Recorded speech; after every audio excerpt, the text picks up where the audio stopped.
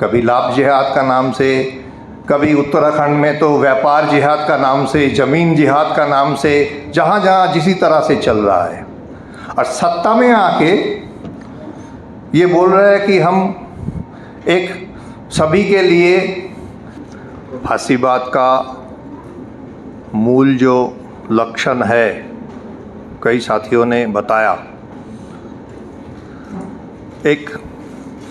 एकदम धूर गैर जनवादी शासन को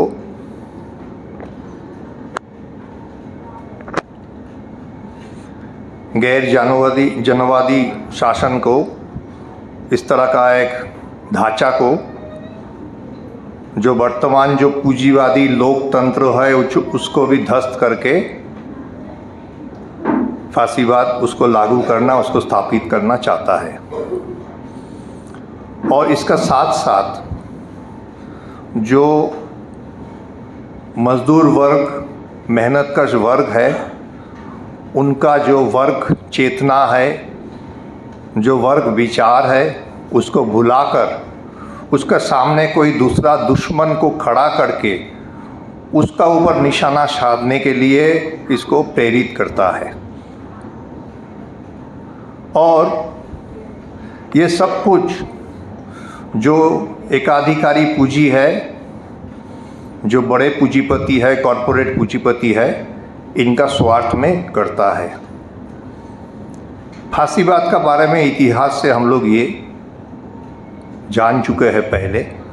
अभी बात ये है कि अभी जो सरकार 2014 या उसका पहले भी, या सरकार में ना रहते हुए भी 80 का दशक से जो ये बीजेपी संघ परिवार का जो मुहिम छेड़ रखा है,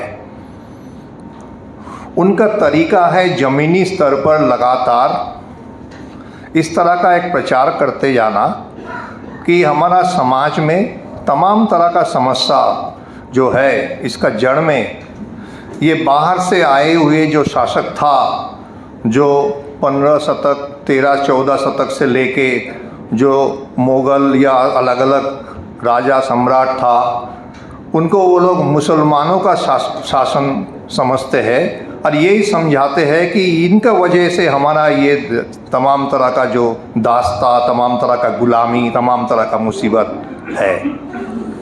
ये इसी हिसाब से इतिहास को भी विकृत करके प्रचार करते हैं और इसी हिसाब से इनका जो ढांचा बनना चाहिए, जो हिंदू राष्ट्र बनना चाहिए, उसका प्रचार करते हैं।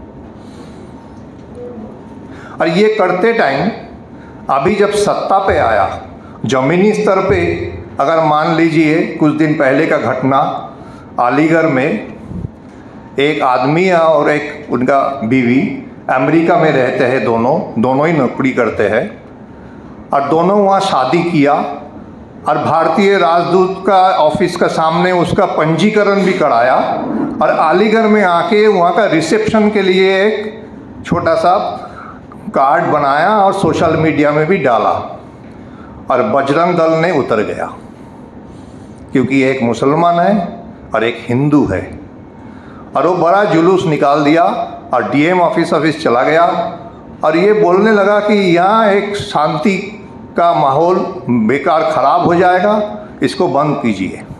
आखिरकार वो दंपति, उनको वो रिसेप्शन का प्रोग्राम को कैंसिल करना पड़ा। तो ज़मीनी स्तर पे ये चल रहा है। पहले से ही समान नागरिक संहिता लाया।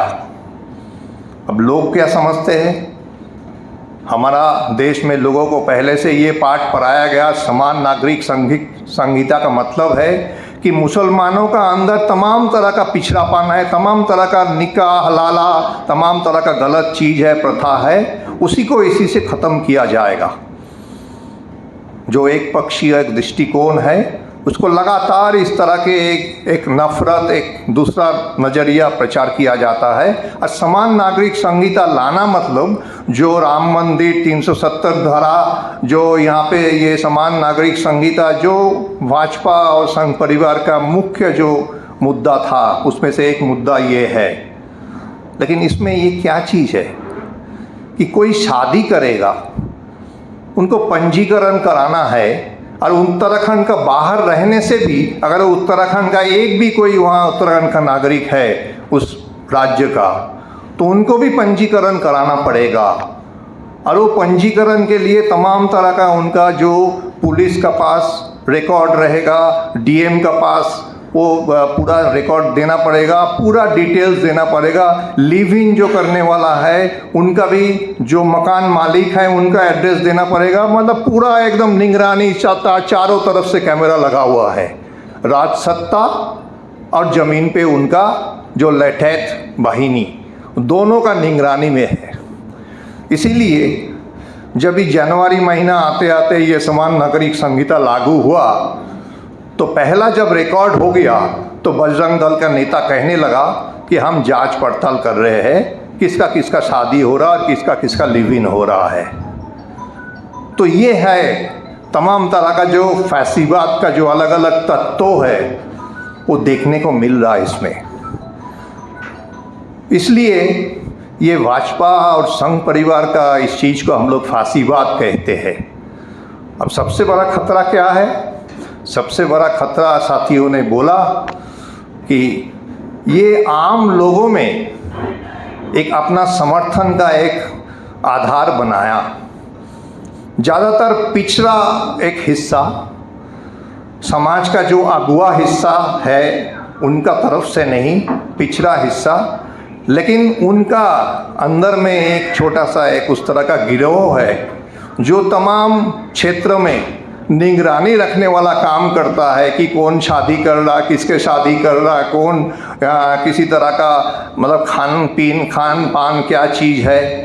अभी थोड़ा दिन पहले ही बरेली का पास में ही एक शहर में एक डॉक्टर ने अपना मकान बिकने के लिए अपना ही डॉक्टर साथी को जो मुसलमान है उनको मकान बिकने का तैयारी कर रहे थे। अब उसमें हो हल्ला मच गया, तमाम तरह का ये संगठन रास्ता पे उतर गया कि यहाँ पे ये हिंदू मोहल्ला में ये मुसलमानों का हाथ में ये मकान नहीं बिका जा सकता है। तो देखिए ये हिंदू मुसलमान वाला बात नहीं है, वो हमको भी समझना है। ये लोकतंत्र वाला बात है, ये जनवाद वाला बात है जिसको वो कुठाराघात लगा रहे हैं, बार बार सामने ला रहा है कि मुसलमानों का खिलाफ हम लोग कर रहे हैं। वक़्फ़ एक्ट लेके आया, क्या दिखा रहा? एक पक्षीय। अगर ज़मीन देखेंगे तो यूरोप में जब जनवाद का आंदोलन हुआ था तो चार्च का हाथ में सबसे ज़्यादा ज़मीन था। सामंती प्रभुओं में अगर सबसे बड़ा कोई प्रभु था तो चार्च था। 1/3 सामंती ज़मीन का मालिक था चार्च। हमारा देश में आप देखेंगे तो चार्च या हिंदू मंदिरों में या वक़्फ़ प्रॉपर्टी में तमाम तरह का जो धर्मीय संप्रदाय का जो ऊपर का खाका है उनका जो नियंत्रण है उसका अंदर तमाम तरह का संपत्ति है।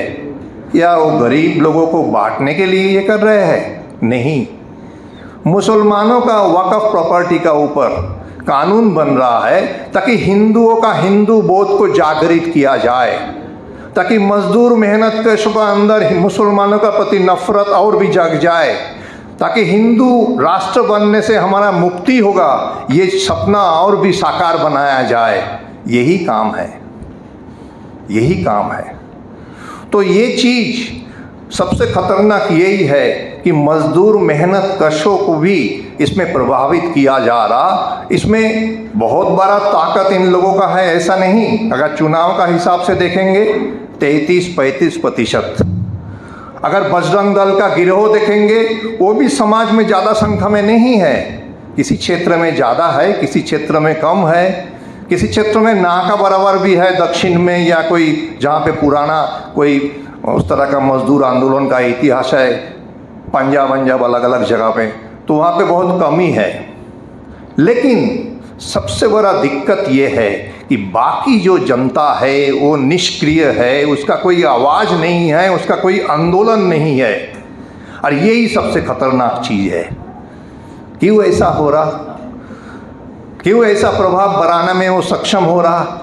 इसका पीछे मूलभूत कारण जो हमारा समझ में है कि हमारा समाज में जो जनवाद नाम का चीज़ आज आके यहाँ पे पहुँचा है वो जनवाद कोई क्रांति का जरिए, कोई आमूलचूल बदलाव के जरिए नहीं आया है। वो ऊपर से धीर गति एक सुधार के माध्यम से आप देखेंगे अभी भी जो ग्रामीण क्षेत्र में जो एक टाइम में ज़मीन का मालिक या बड़े बड़े लोग थे, आज वो नया कोई राइस मिल का, कोई दूसरा मिल का, वो तमाम तरह का संपत्ति, ज़मीन जायदाद, ट्रांसपोर्ट का, उसी का ऊपर वो चला रहा। कौन है ये? सेंगर। जो सेंगर एमएलए जो लड़की को उस तरह का बलात्कार किया था, उसके बाद तमाम राजसत्ता को इस्तेमाल करके वो दबा के रखा। तो इसी तरह का है और इन्हीं लोगों ने इसी का साथ जुड़ा हुआ है। तो ये जो चीज़ है, ये एक तरह से पीछे से ही जो पिछड़ापन समाज में है, धर्म का प्रभाव है, जाति का प्रभाव है, साथ में सांप्रदायिकता हमारा देश का एक पुराना एक उसी तरह का एक विरासत है जो बहुत ही नुकसानदायक है। इस देश का जो विभाजन भी किया है और इसी का आते आते जब एक टाइम में ये देखने को मिला कि अंतर्राष्ट्रीय स्तर पर और राष्ट्रीय स्तर पर जो मुक्ति का सही रास्ता था, जो लाल झंडा था, जो क्रांतिकारी मजदूर वर्ग का आंदोलन था, वो ठोकर खा गया, वो पराजित हो गया। और उसका जो उम्मीद, अगर मान लीजिए जिस तरह का मजदूर वर्ग का, किसानों का आंदोलन कुछ क्षेत्र में इस देश का था, लेकिन मान लीजिए ये हिंदी क्षेत्र में अब कानपुर या उस पूर्वी यूपी का पुराना एक उस तरह का आंदोलन का क्षेत्र था, लेकिन पश्चिम यूपी में नहीं था, हरियाणा में उतना कुछ सुनने में नहीं आता है, मध्य प्रदेश में उतना सुनने में नहीं आता है। लेकिन उस आंदोलन का असर से इसी में से जो हथियारबंद संघर्ष था, उसमें से भी एक हिस्सा धीरे धीरे भगत सिंह इस तरह का नाम में सामने आया था। उस आंदोलन का प्रभाव से उस आंदोलन ने बहुत सारे इस तरह का जो हसरत मोहानी जैसा कानपुर में सामने नेता को लाया था मजदूर आंदोलन के जरिए, वो रास्ता एक जगह आके रुक गया। वो रास्ता अंतर्राष्ट्रीय स्तर पे तितर बितर हो गया और वो लड़ाई का जो मार्ग था, वो जो विचार था, वो हमारा देश में भी धीरे धीरे वो टूट फूट हो गया है। उसी टाइम से आप देखेंगे एक ही साथ दुनिया भर में वैश्वीकरण का हमला शुरू हुआ, उदारीकरण का हमला शुरू हुआ और साथ साथ राजसत्ता का ये जो तमाम तरह का जो एक उसी तरह तानाशाहीपूर्ण रवैया है, उस तरह का रवैया बढ़ते गया। किसी तरीक़ा से मजदूर का ऊपर थोप के, किसानों का ऊपर थोप के मालिक वर्ग ने अपना कैसे मुनाफा को बनाए रख सकता है, उसी का मुहिम ज़्यादा तेज हो गया। उसी टाइम ही तो बोला कि मनमोहन सिंह निकम्मा सरकार है और मोदी हमारा सही घोड़ा है, उसी टाइम तो बोला था। और उसी से तो ये चीज़ आगे बढ़ा। 80 का दशक से जब शुरू हुआ तब तो कांग्रेस सरकार ने धीरे धीरे कभी शाहबानू मामला में मुसलमान मौलवादियों की तरफ झुक रहा था, कभी हिंदुओं की तरफ झुक रहा था। उसी से शुरू होता वो हमारा देश का एक उस तरह का समाज में उस तरह का एक ठहराव। और उसी टाइम में ये शक्ति, ये ताकत धीरे धीरे बढ़ने लगा। मतलब सीधा मतलब ये है, जब ये समाज एक बहुत बड़ा संकट में पड़ता है तो या तो क्रांति होगा या तो प्रतिक्रांति का जो ताकत है वो सामने आएगा। तो इसी तरह से आगे बढ़ा। अब सवाल हमारा सामने है कि ये जनता को, ये खासकर मजदूर मेहनत कर जनता को कैसे हम लोग फिर उनका जो चंगुल में है, उनका जो गलत प्रचार का शिकार हो रहा है, प्रभाव में है, उनसे कैसे स्वतंत्र रूप से संगठित किया जाए, ये सवाल है। और सवाल का जवाब ये नहीं है कि कांग्रेस का साथ गुट बना के चुनाव में उसको बीजेपी का हरा के इस सवाल का समाधान किया जा सके। सवाल ये नहीं है कि आप जातिवादी कास्ट सेंसस करके उससे इसको निकाला जाए। सवाल है कि समाज का जो ठहराव जिस आधार का वजह से हो रहा था, उस समाज का ठहराव से मुक्ति के लिए, शोषण से मुक्ति के लिए, पूंजीवाद का वैश्वीकरण का जो नया अस्थिरता इसके साथ जुड़ा है, उससे बदलाव के लिए आगे कैसे बढ़ा जाए, इसका सवाल हमारा सामने खड़ा है। अब ये बात जो है, ये हम लोग इस जगह पूरा आज हाथ देने का जगह में है नहीं। जो है नहीं, क्यों है नहीं? ये कई बुद्धिजीवियों का बात नहीं है, एक बहुत बड़ा मार्क्सवादी विद्वानों का भी बात नहीं है, ये मजदूर वर्ग का बात है। अब मजदूर वर्ग का वर्ग के रूप में एकजुट होना पड़ेगा, उसका अपना पार्टी चाहिए, उनका अपना उस तरह का विचार चाहिए।